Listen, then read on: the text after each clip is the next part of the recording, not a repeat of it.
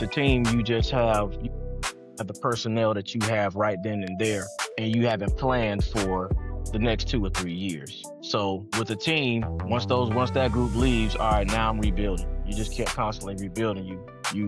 If I could put it in terms, you're building a tower with some blocks, and then once it's been there for a little while, all right, you just knock it down. Now you got to keep rebuilding. And that's just the team. Now, what makes it a program is that you lay the foundation, and you keep building and keep building and keep building and keep building and keep building.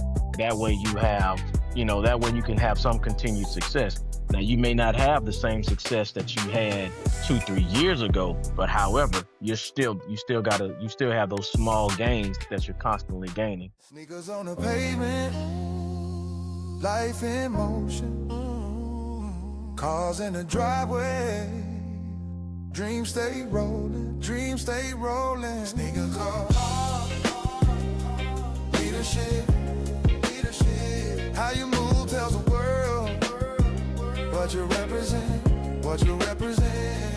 leading self first, that's the foundation, influence over titles, real conversations, friendships, marriage, parenting with purpose, working life balance, community service, footwear and ride, yeah, we taught that too, but it's really about the choices and what you do, mentors, growth, overcoming pressure, leading by example, that's the measure.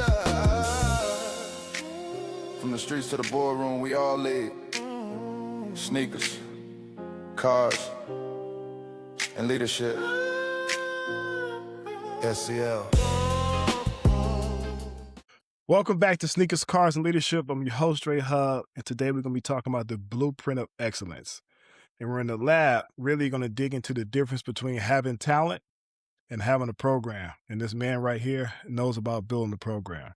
Because anyone can have a fast season, but not everyone can build a factory that produces winners year after year. And this man has produced those winners. So I'm joined by my good friend, Coach Mike. You know, high school track is unique because you're dealing with the rawest form of human potential at the highest level of emotional volatility. And that's a lot to deal with at the high school level. And so, Coach, we're going to get right into how you build the structure and integrity of these young athletes. And glad to have you in the chair today. All right. And I'm going to jump in. I got two. Yeah, thanks for having me, man. I appreciate it.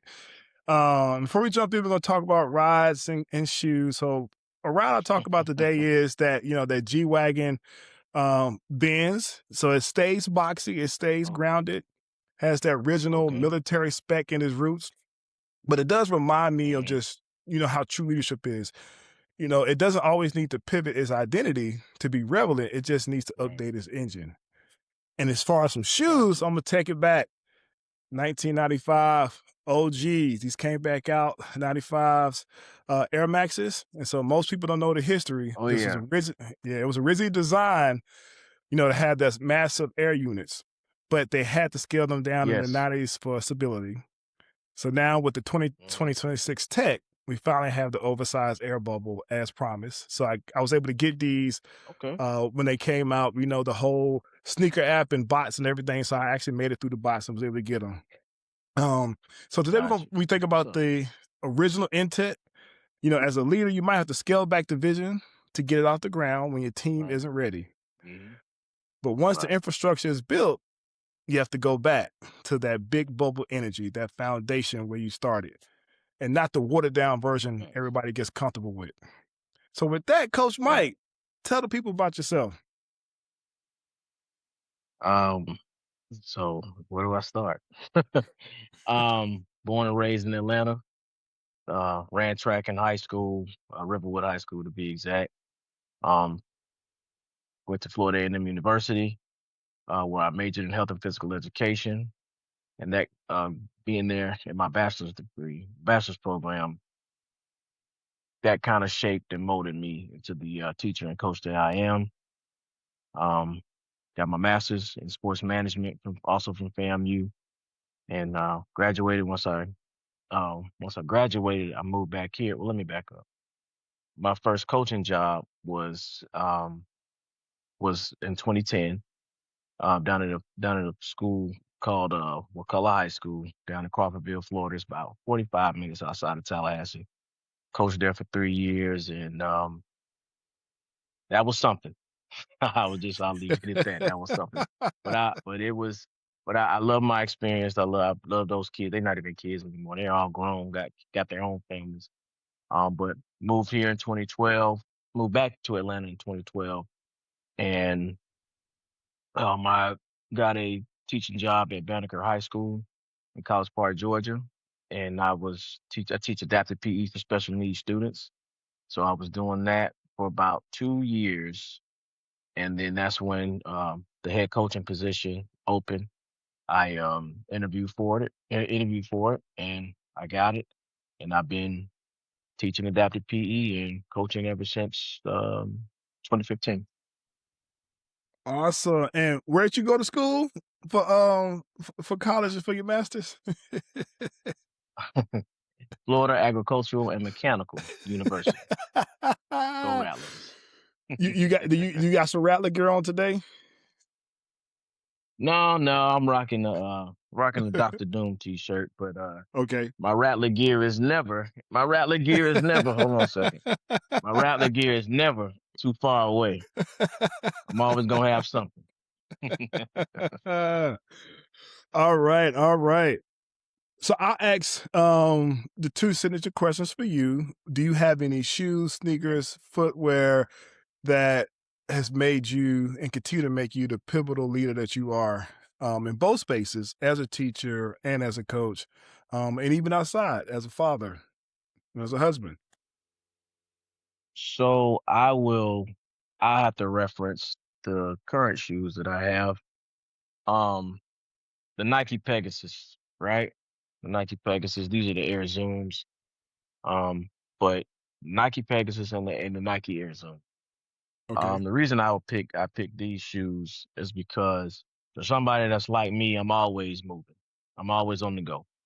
Always gotta go fix something. Always gotta, if I'm not coaching, I'm teaching. If I'm not teaching, I'm coaching. Or very rarely am I sitting down. So you need something comfortable for your feet. Mm-hmm. And at the ripe age of 40, I'm at the age where you gotta be comfortable. You know what I'm saying? You can't have the shoes can look good, but you gotta be comfortable. Because if if it's like take the Air Maxes for example. I have a pair of those, and those are some very nice shoes. However, Mm-hmm. not really comfortable with for my feet. So if I can't wear them to a concert, or wear them to Disney World or something like that, I gotta wear something that's comfortable so I can last long throughout the day.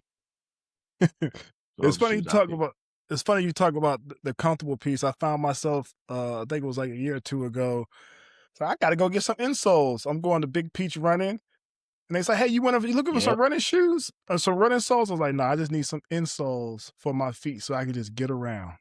That's what I'm looking for. that's it. That's it.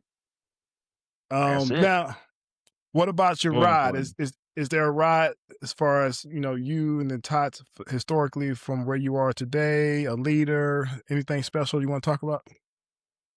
Yeah, so I have to go with my first car. It was a 2005 Hyundai Santa Fe.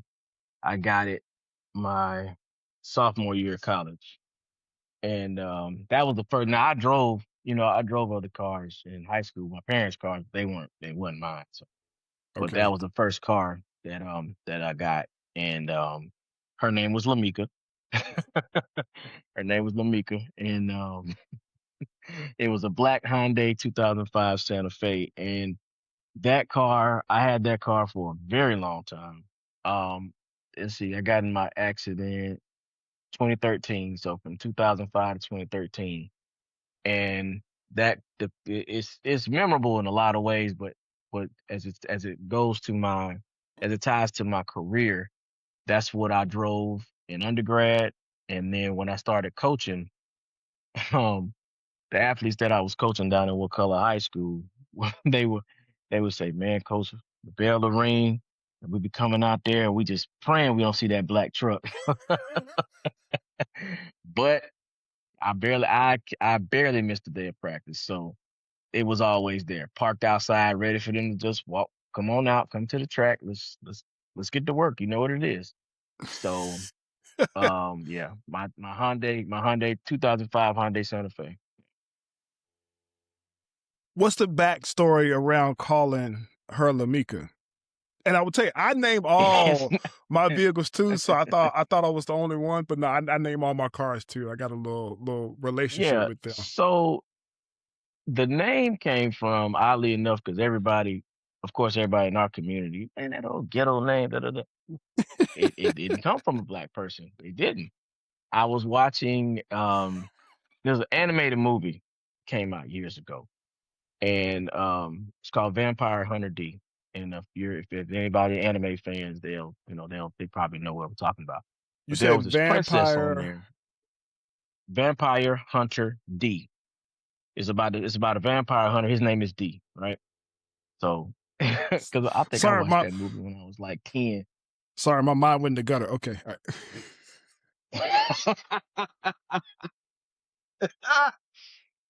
So on the move on the movie, there's this there's this girl, and she's a vampire princess. And her name was Lamika, and I was just like, as a kid, I was like, that's a nice name, Lamika. Okay, And then when I finally got my first car, I was like, I'll name her Lamika. You know what I'm saying? So it just stuck. Okay, okay. I Yeah. like that. All right. Yeah. Sorry, we're gonna stay on track here. Because even when you Yeah, started talking all about good. princess, it's like you didn't even help. You didn't even help. my story. Right. It's not for kids. It's not for kids. All right. It's not for kids. So we're gonna jump right in. Now, Okay. you have been coaching for a while, and you've seen some Mhm. raw, exceptional talent, and you've also seen that talent go far beyond just the high school track. Which, when I think Right. about it, you having built teams, I believe you built the program. What, in your opinion, what's the difference from a team and a program? So with a team, you just have the personnel that you have right then and there, and you haven't planned for the next 2 or 3 years. So with a team, once that group leaves, all right, now I'm rebuilding. You just kept constantly rebuilding. You if I could put it in terms, you're building a tower with some blocks. And then once it's been there for a little while, all right, you just knock it down. Now you got to keep rebuilding. And that's just a team. Now what makes it a program is that you lay the foundation, and you keep building and keep building and keep building and keep building and keep building. That way you have that way you can have some continued success. Now, you may not have the same success that you had 2, 3 years ago, but however, you still have those small gains that you're constantly gaining. So, if you're building, if we're talking about building a skyscraper or something, we may have the first 10 floors, okay, but we may not have everything. We may not have you may not have all the stuff to build the 11th and 12th floor, but you could put in a new bathroom, Mm. or you could put in, you could put in another closet here, something like that, just something to improve it, because you just want it to be better. That's all. And was there a moment in time? Was there a event? Was there a situation that made you change your mindset around? I'm not coaching teams. I'm now building the program. Or was that what you had from day one? So I would say, I saw a little bit of it as an assistant coach when I was in Florida. Um, because I was like, oh, I was down, like I told you, I was down there for 3 years, and I said, okay, man, this guy done graduated, this girl done graduated. Now how can I get the continued success? And when I moved back to Atlanta, and then I got the head coaching job.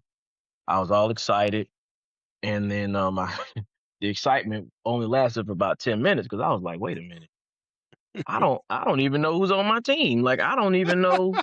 Like I really got to start from the ground up, and so that first year, which was 2015, you know, we had conditioning and we had everybody come out and the team was picked and everything. And I noticed that, okay, I looked at what I had and I said, okay, how many seniors do I have? At that point, I only had like four seniors. So I wasn't losing much. I was probably losing a little more leadership than talent. But all the talent was the juniors, the sophomores, and some of the freshmen. So I said, okay, I gotta build them up. I gotta come up with a plan to get them on the right path so they can graduate and, matriculate on to college or military or whatever they do if they want scholarships as well. Okay. And if you talk about scholarships, we talk about students and being built up. What is the first thing you look for now in a student athlete? So the first thing I look for, of course, I treat it like a car. I treat it like a Okay. car. I look at the outside. I look at their physique. I say, okay, all right, okay, all right, they got a little build there. And then, that's when I pull them to the side. I say, hey, what's your name? I'm Coach Washington, blah, blah, blah. Have you played any sports? Do you play any sports? Yes, you do. Okay. Well, what sports do you play? Oh, I do this, I do that. Okay. I ran track. Oh, you run track. Okay. When the last time you ran track? Now here's where it gets tricky. When the last time you ran track? Oh, I ran track in the sixth grade. I'm fast. Now, you know, what I've always have to tell myself is, everybody's gonna say they fast. Nobody's gonna say they slow. Nobody's gonna but I have to remind kids, okay, you're 14, 15 now. You was 10, 11, or 11, 12, however old you are. And I'm like, and you hadn't ran track since then, your body's different. But kids don't understand that. So you kind of have to break that down for them. But I look at that, but the main thing, and so it's different. If it's somebody who's not playing a current sport, the conversation is different. But if it's somebody who's already playing a sport, that conversation is different as well. So for the kid who doesn't play a sport, I'm asking them, of course, about the athletic background. What are your grades like? You know, are you always in the hallway? A kid don't tell you the truth. Maybe they may not. But Mhm. of course, you look at that, you see it in their actions. Now, for an athlete, whether it's a football player or whether she's a volleyball player or something like that, you ask them, you say, hey, I think you could come and help me on the track team. It's in the spring. Just think about it. You ain't got to make no commitment right now. But with the athletes, I look at their character. I look at how they conduct themselves with the current sport that they're playing, and I look at how they conduct themselves day to day. Are they always in class? Are they doing good in their schoolwork? Are they a drama? Are they a drama person? Somebody who gets into a lot of drama. Like Mm. I look at all that, and I tell kids all the time, like you never know who's looking at you. And I've had coaches try to come to me and say, "Coach, man, she could come out there and throw the disc for you, man. She's strong." Okay, you recommend that, kid, but next thing you know, she gets into a fight 2 days later from Mm. something that she started. So you want me to put that person on my team? I'm not a miracle worker, but I can't. That's a liability. If she'll fight in school, what's to stop her from fighting at a track meet? Mm. Just from whatever, and there's a gray line, there's a gray area when it comes to fighting because sometimes people are fighting, because they're on it's self defense. But I always ask questions and I get to the bottom of it. But you can't recommend anybody to come out and run track for me who's never in class and or grades are horrible. Now there have been people who have come and gotten on the team and they've turned their life around, Mm. but in today's climate with so many distractions pulling kids left and right, here, there, and everywhere, it's hard to get those kids. So I kind of just, they cut themselves. I want to pull on that thread around. You say you get Okay. those kids who come with challenges, but then you see them turn themselves around. What are like some of the things that you have seen that motivated them to turn themselves around or turn their situation around? So okay, so I can give you one perfect example. She actually came and visited me yesterday, one of my former runners. So with her, you know, she was coming out of middle school. She had kind of a bad rap, as coach, she's fast, but you gotta make sure she going to class. You gotta make sure she not fighting, and in my mind, I'm like, man, I'm not trying to deal with that, man. Come on. But again, met the person, got to know her. And so okay, if she's a fighter, you can understand, you get to know them, you can understand why they fight. And so Mm, as I got to know her, I was like, oh, she doesn't start any fights. She's not a fight starter. She's a mm. finisher, but she's not a starter. So um so in the same young lady I'm talking about, you know, home life was okay, but it wasn't the best. And, she was always getting to school late. And I'm like, why are you getting to school late? Well, you know, stepdad won't take me and my sister to school. So every day for 4 years, I picked her up because it was on my way to work because she lived right up the street from the school. I picked her up every single day. And just, kind of just, really just talking to her, I picked her up, of course, with her mom's okay. Let me put that in there. Because the mom worked, she had other kids and she worked at night. So, Mhm, it was hard for her to do that. But I picked her up and then, and even still, she was still kind of, skipping class and, kind of, half doing her work. What really turned it around for her, because one thing about her, she always made sure she stayed eligible to run track. mm, So she was eligible to run track the spring of her freshman year. I would say by mid-season, she started to see her growth and improvement. And when because she was she the only freshman?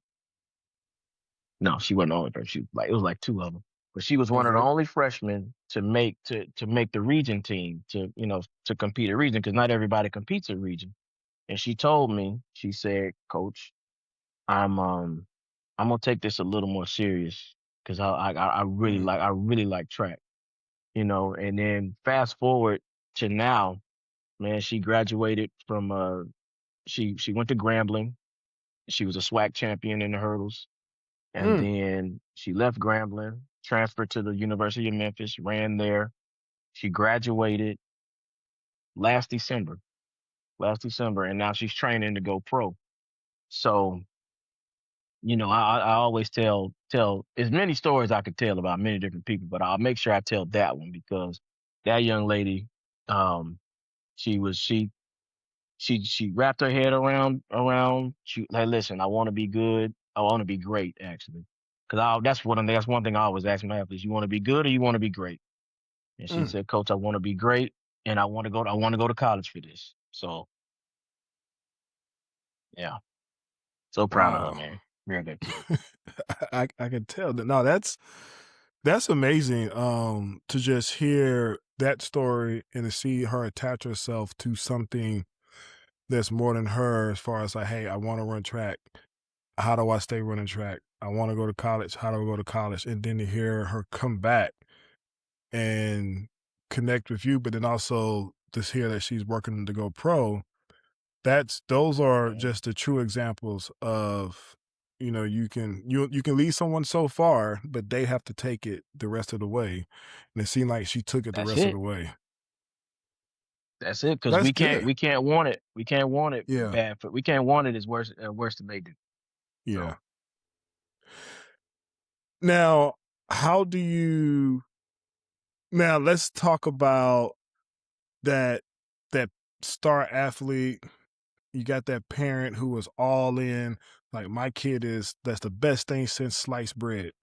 Like, how do you manage expectations of parents who think their kid is that D1, the next D1 athlete, the next one is probably going to run in the Olympics?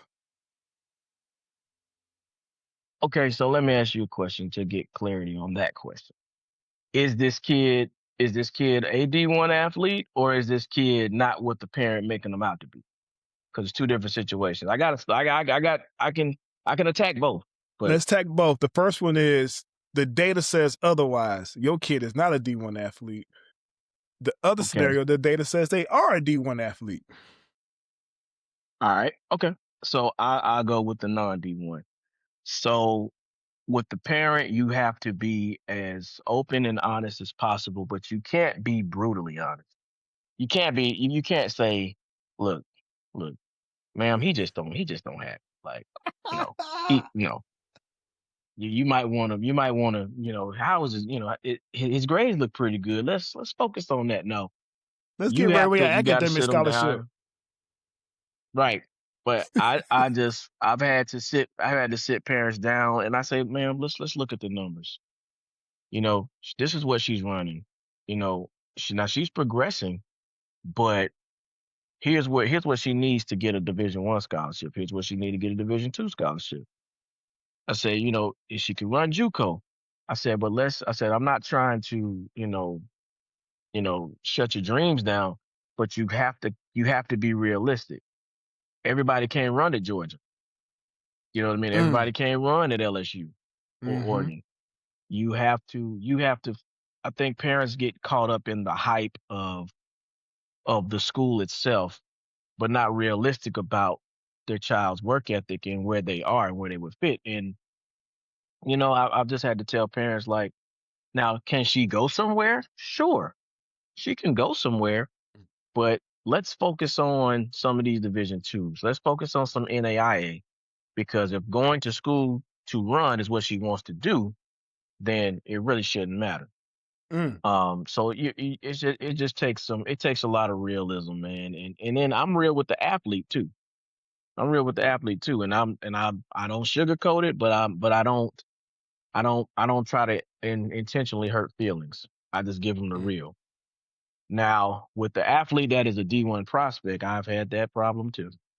Um, and it's too it got it gets to the point, man, where in a lot of these sports, because these kids have been, I'll just stick with track. These kids have been running since forever, and the parents have been around the sport, and they all of a sudden know more than you. And so, it's true. So what you have to do, you have to make sure that everybody's on the same page. You mhm, have to make sure everybody's on the same page, because if everybody's not on the same page, then there's going to be some problems. And I had a situation like that. And I had a situation like that. I had this one young lady, really good, real good, real good, real good. I mean, came in, was one of the best freshmen in the country, um, in the state of Georgia, and top 20 in the state of Georgia, and ranked in the country, pretty good. Um, but I did not understand, and this is something I had to learn. I never before her, I never got an athlete like that. mm, I had athletes who were above average, and then with a lot of effort, they became great. She already had it, mm, right? And so it was very challenging because okay, man, I just got really excited. And in our sport, in any sport, you don't want, especially running, you don't want them to run too much too early because that could tear them down for later. And the Mm. biggest part is you want to have them ready for later, which is, region, sectional, state. And so in the beginning I was, I got happy and I was running her a little too much, right? And so mom was upset, you running my daughter too much, very disrespectful too. But you running my daughter too much and you trying to get her hurt, blah blah blah blah blah. And so we had a conversation and I told her, I said, well, I apologize. And I told her and her daughter, I said, this is just, that I'm sorry. And, we can, we can go from there. And I make sure that everything's taken care of. However, you would think after that it would get better, but it didn't. Um, it got to the point where all of a sudden, and I take full responsibility because I allowed it. It got to the point where the mom would say, "Well, she's not running any relays," So it's like, okay, but do you punish the child, Mm. just from what her mom says, or do you, what do you do? So I kind of just I went with it, So all right, that's fine. I had other people on the team. That's what ended up in that's what ended up happening. I used them, and it was a constant pull and tug.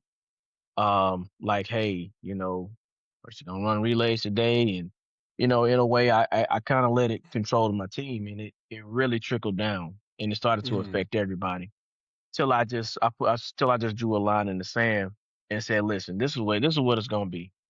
I got her on the relay. Either she's gonna run it or she's not. I'm not finna sit up here and continue to do this. So, um, they didn't, the mom didn't take too kindly to that. So they continued. She'd come to the track meet. She'd run the 2. She'd run the 4. She'd be done. But here's the kicker and how I can land the plane that we on. Here's the kicker. We get to the state meet and she didn't want her running the 4x1. So I didn't put her on the 4x1. I had other girls on there. We got first place. So now it's oh, I want my girl to run. oh, okay. Right, right. So we're at the meet and it's, Coach Watson, you need it for the 4x4? And I'm like, lady, Y'all you good. just I'm good. this whole season, this whole season, you've been on my behind about your child and now you want her to run the relay? The only reason I let her run the 4x4 is because the captain of that team, the young lady I just told you about who graduated from the University of Memphis, she came to me, she said, Coach, I want her to run with us. Mm. She like, I know what it's like. I know she like, I know how you feel about it. And this whole situation's kind of messed up. But coach, I want to win. And we need it on the 4x4. And this is where good coaching comes in. I said, just you sure this is what you want? He said, yes, sir. I want to win. I said, all right, you go ahead. You go ask her. You put her on the team. You put her on the Mm. 4x4. Mm. I left it alone. And we got first place. And the biggest lesson I learned from that was you never let anybody dictate your program. And Mm. to quote the Temptations movie, nobody is bigger than the group. If you come out there, I'm saying nobody's bigger than the group. If you come out there and you feel like, oh, well, you ain't gonna do anything without me running, and okay, I'll lose without you. And I've never had to deal with that situation again Mm. for a long, long time. And I tell parents straight up, if you think your child is better or bigger than the program, hey, you are welcome to take them somewhere else. But when they are with me, when they're with this program, they're going to compete in what we tell them to compete in. Now, is there wiggle room? Can we have a conversation about where, in order for me to get faster in this, can I not run the 400 every meet? Sure, we can have conversation. But it's not going to be a no. This is what I'm doing, and this is how it's going to be. No, we're not having it. You can Mm. just excuse yourself from the team. So it sounds like in that program, you coaching the student athletes and you coaching the parents. Yeah, you have to. You have to, because even with your non D ones, you got parents like, well, why my child not running? Why she not competing this weekend? Well, then you have to break it down. You have to say, well, Mhm. there's only 3 entries per individual event. Um, but your child is not in the Mm. top three of this event.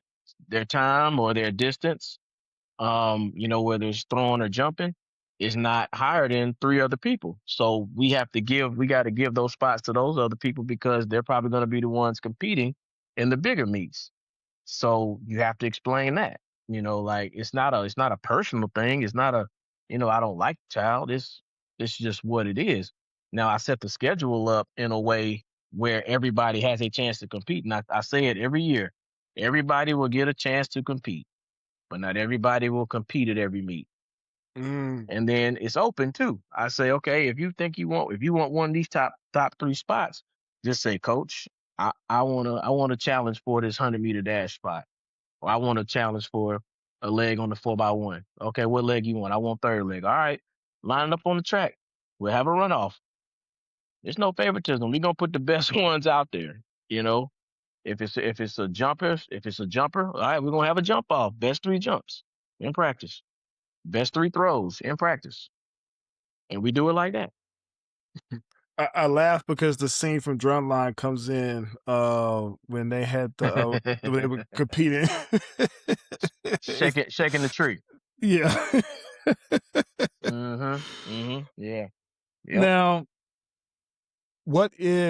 how do you or what is it like managing these Gen Z younger runners and athletes and in other sports you've seen as well in the high school level? Like what is Mhm. like how is it managed then from a communication? Like how have you adapted your communication style with them versus how you were coached? So, the first things first, man. So with social media, you kind of you got to meet kids where they are. Uh-huh. So, we have a group chat, infamous group chat. We have a group chat, but the group chat is, I'm in there and my assistant coaches are in there, and it's regulated, and that's something that I did not want to do that. But I noticed that's kind of where when did we start doing first? No, let me back up. We did group me first. Okay. That was in 2015, 15, 16, 17, and then we did an Instagram thing. You have to adapt with the times. And I said, okay, if these kids are on Instagram all day, let me go ahead and let's just set up a group chat on Instagram, and that way, if I put something in there, it'll buzz and they'll see, okay, practice is canceled. Oh, this is what we're doing today. Or, or I may send some an inspirational quote, or I may send some videos, or I may just spark up a conversation and we're having a conversation. But like I said, it's regulated. So, Okay. we know nobody posts after like 9 o'clock. Say, all right, you can go in your other group chats, but nobody's posting in this one because we're not finna do all of that. And as far as communicating to them, when it's while I'm coaching and how I reach them, I mean, it's the one thing that I don't do, and it really wasn't done to me. Although I was around other coaches that curse, I don't curse at the kids Mhm. because the demographic that I coach and teach, they're kind of coming home from that. So Mm. if they can get around me and not have to deal with that, then I know it'll be a good day because that's what they're used to. Now I have to stop them from cussing, and there's an ultimate punishment for that too.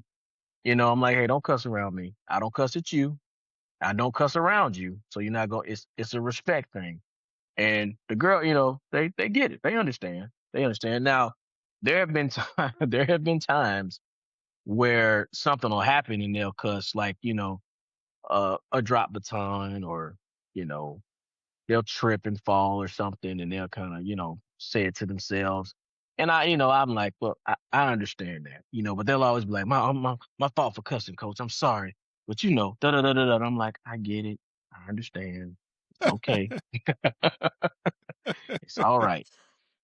And you just have to kind of, and another thing, you have to kind of speak their language, and you have to relate things to them. Mm, That's the best way. That's the best thing I would say. You have to relate things to them. Back then, a lot of coaches really didn't relate things to us. mhm. They would just kind of tell us what to do, explain what to do, but they wouldn't say like, you know, think about it this way, what's the song that you like, blah blah, they wouldn't do that. Nowadays you have to do that because that's the only way you got to reach them. Yeah. Huh. Um, Now I want to jump over to, because I know earlier you talked about just you got those athletes who might have challenges with relationships and more so they fight.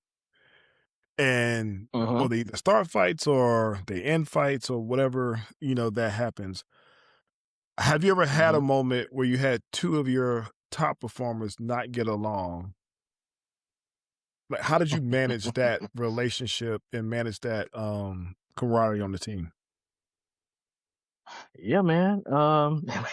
Happened without last year. compromising the team? I Without compromising the team. Yeah. Um, so I have, okay. I got two scenarios. Well, not scenario. I got two stories. One happened 2021.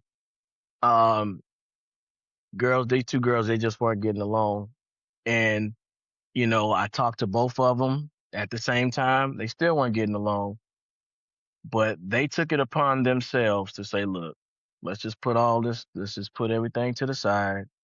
Let's just keep this about track, and we good." And I didn't have any more problems out of them. Mhm. And we went on and went. We went on. They were two of my best legs. Well, all the legs are great, but they were two of the best legs on the 4x1, and they passed the baton to each other.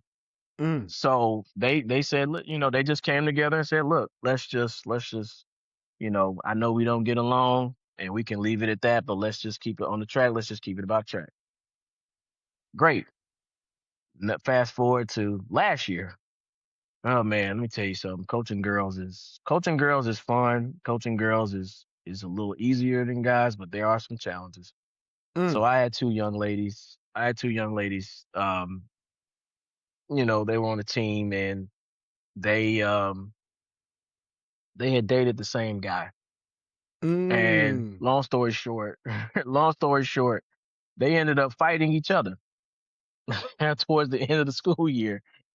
And so, there had always been tension between the both of them the whole season. And they would have little slight slick comments said to each other, and you know how sometimes teenage Mhm. girls can be. And it just came to a head at the end of the school year, and they fought. And all the girls was like, Coach, you gonna kick him off the team? You gonna kick him off the team because we know how you feel about fighting and da da da da da. And you know what? I did not kick them off the team because I understand that sometimes if it's in, you just got to get it out your system. But here's what's crazy. You do. Here's what's crazy. The two of them that fought last year came back this year. We were in the weight room, and I saw them talk to each other, and they walked out. And I was like, uh-oh. I was like, uh-oh. But I looked outside, they were just talking. And so, they came back in, they were good. They told me after practice, they were like, Coach, we squashed the beef. We're good. And Mm. realistically, it was just they had a conversation, and they realized, you know what, this is really all this beef is just about, you know, this is what it's really about. And Mm. I really don't dislike you. I don't dislike you at all. So they found a common ground. They're good. I mean, I wouldn't say they're friends, but they're like they can sit in a room and have a conversation. They're two of my captains now. So, it's tough. but you just have to kind of put the trust in the athletes that they're going to that's what they could do. And believe me, I told them before they got cool, I was like, look, I really think y'all would be pretty good friends if y'all just really talked about what it is that bothers you. You know what I'm saying? I Yeah. said, I mean, all it takes is a conversation, and I said a real conversation, not you cussing at her or no slick throwing shots and stuff like that. No, just have a real conversation. And lo and behold, they listened to me. Mm. So yeah, it's crazy, man. Wow. And let's stay with the captain. What is your leadership development for your team captains in the off season? So I look at how you lead. Okay. I look at how you lead. And some people lead by example. Some people can rally the troops. And so I see, number one, I look at your work ethic. I also look at, how you perform in the track meets.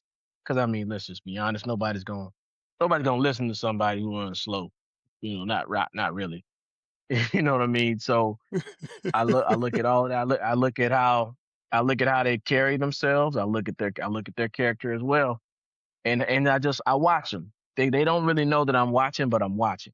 Like, okay, okay, you okay. So she's over there she's not only is she leading by example, but she's pulling people to the side and showing them and trying to help them.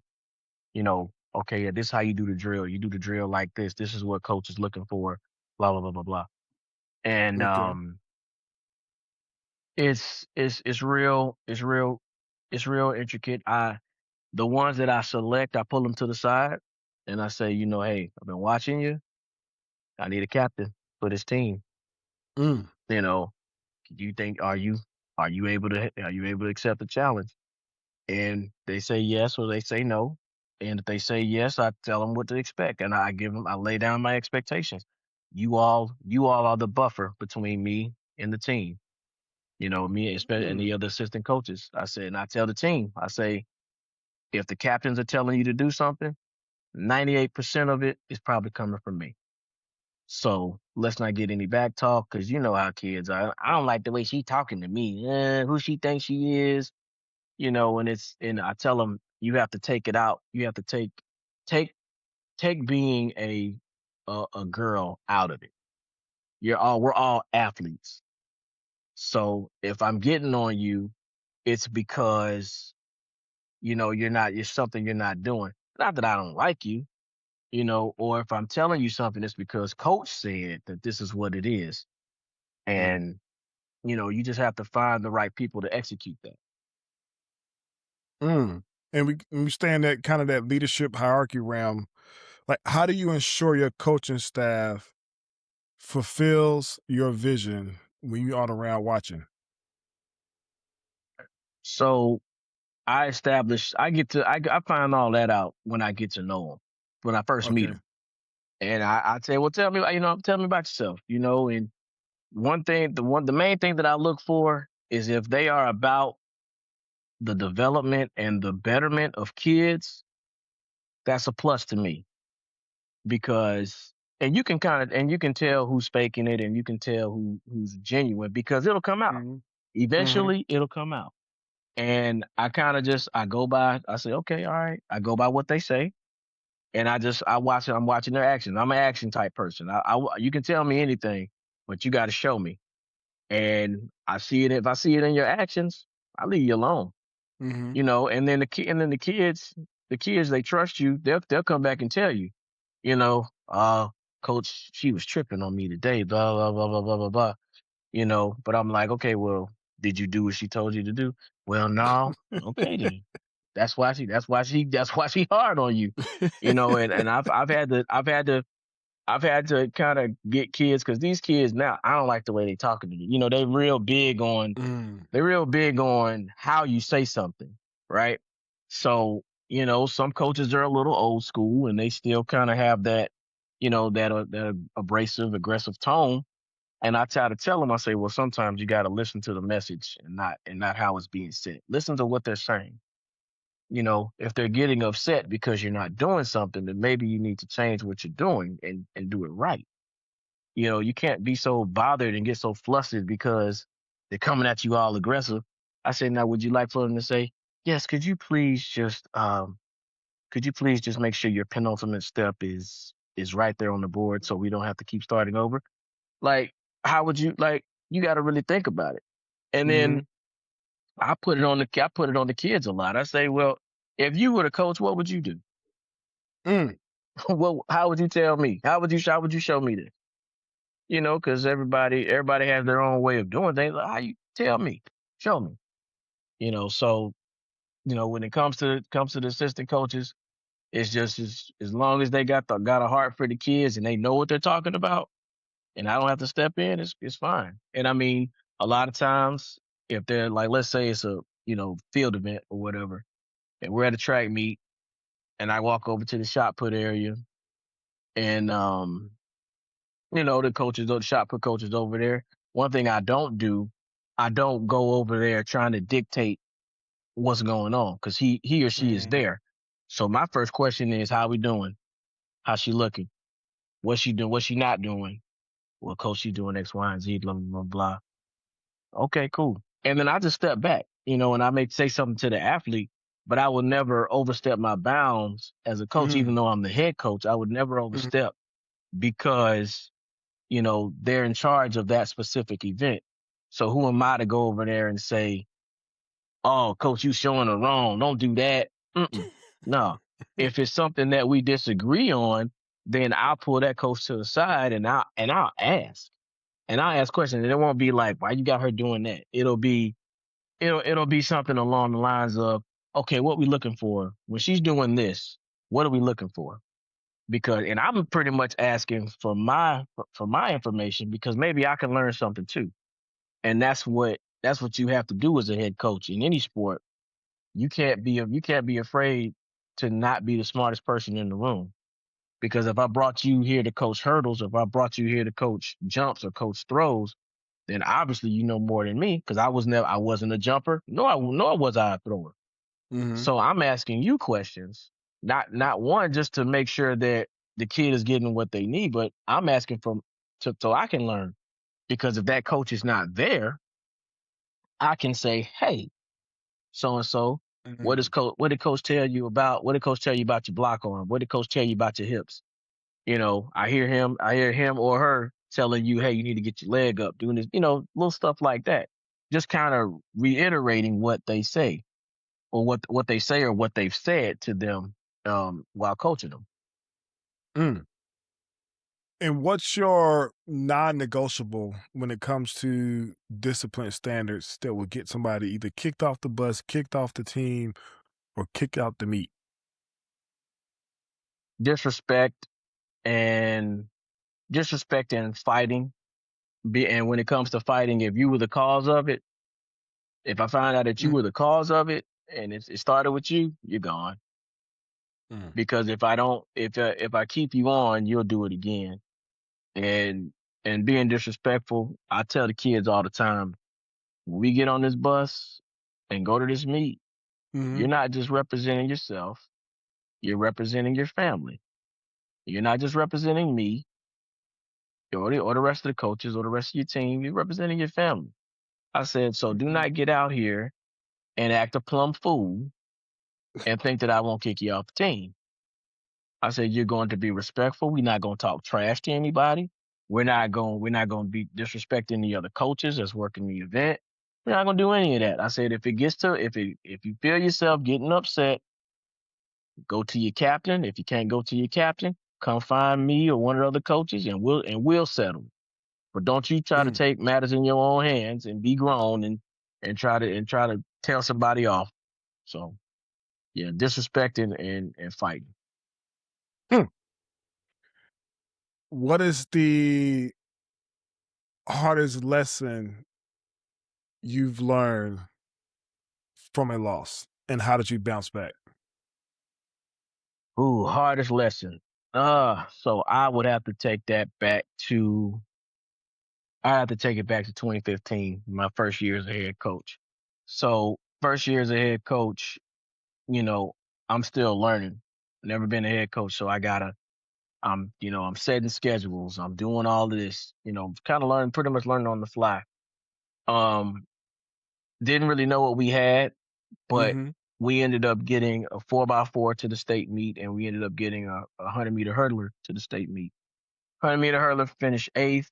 4x4, we didn't qualify for finals, and so I'm sitting in the stands with my assistant coach at the time, and I'm just, we're watching the races and stuff like that, and I'm in my mind, I'm like, man, this is my first time ever, my first year as head coach, and I brought a team, I brought some people to state. What can I do to continue this momentum? And so I'm just racking my brain. I'm sitting there until I turned to my assistant coach and I said, Coach, man, what do we have to do? What do we have to do to keep coming back here? Because I said, I like how this feels. I don't want to Mm, be going home. I don't want to be season to be over after a mm, region. He said, Coach, look at our girls and look at the girls out there competing. He said, look at the definition in their body. Look at the cuts in their arm. He said, Coach, they hitting that weight room. mm, He said, they in that weight room. He said, now, Coach, we lift. He said, but we not lifting like they lifting. He said, Coach, this mm, summer, we need to get in the weight room. We got to get in the weight room. And I had lifted before not college, in high school. And I really, for track, I didn't really, at the time when I was running in high school, I didn't really fully understand how the weight room helps us. But mm, that's why, again, it goes back to what I said, you not being the smartest person in the room. My assistant coach at the time, he was a football player, so he knew, and he knew how to lift. He knew how to lift, and he knew what to do, because you can't lift a football player like you would lift a track athlete. So mhm, that summer, Monday, Tuesday, Thursday, we were running and we were lifting. We lifted mm, all the way up to the season started, and we kept lifting some more. Like we increased our lifting days, because before we was going to the weight room maybe twice a week. Now during the season the out of season we went 3 days a week. In season, we, depending on if we had a meet that week, we would get at least 2 days in. mm, And he was showing me the things, the correct things to do. And that I learned, that I kept just learning things over time, to where I have started writing down my own weight room workouts, because there will be days he wouldn't be there. So mm, I would say, okay, well, we did hang cleans on Monday. So today, and then we did speed today. So let's do some body weight workouts, to where it mm, reinforces what we did on the track. So that was the biggest lesson. The weight room is the best kept secret for any sport. mm. Yeah, I am thinking now with the kids, like, how do I ease the boys into weights without compromising joints and all this stuff at a young age. So yeah, I do think the weight room Yeah. does Well, magic. you never want to, don't lift them early. Mhm, Don't lift them early. I would wait till they're about 14, mhm. and then you can put them on weights. Now before that, they can do body weight, push Yeah, ups, sit ups. They can do that all day. okay. Awesome. Let's dive into one question around, like, what's one receipt you're most proud of in your coaching career so far? Hey, dang, just one. Hell, you can take more than one. You can say more than one. Okay, so I got a lot of receipts, man. I would say, I would say, I'm trying to pick. I'm gonna go in order. I would say the one receipt, and this one receipt can applies to so many. The one receipt that I have is that I have graduated I graduate all of my runners. I graduate all, not, well, not run, some jump, some throw, but all of my athletes. I graduate them, and I have had I have sent maybe, how many people on scholarship? I've sent maybe like a little over 10 kids on scholarship, and Mm, they go and they finish. They run track in college, and they finish, and they go off. They go off. There's some they go off, have their own children, and get married. That's one receipt that I always hang my hat on. Um, Another receipt that I hang my hat on is, you know, we finished. I finished in the top four in the state 3 times. Okay, Um, trifecta. Still searching. Yeah, yeah. Still searching for that big state championship. I've because in track you can have individual state champions, but you need a team. It's a team championship too. Haven't got it Mm. yet, but it's coming. Um, I will also say, oh, I got it. I would say that between the success of kids graduating and leaving the program and going off to be um, great people for society, and just the championships that I've won as far as individual championships, and then finishing in the top four.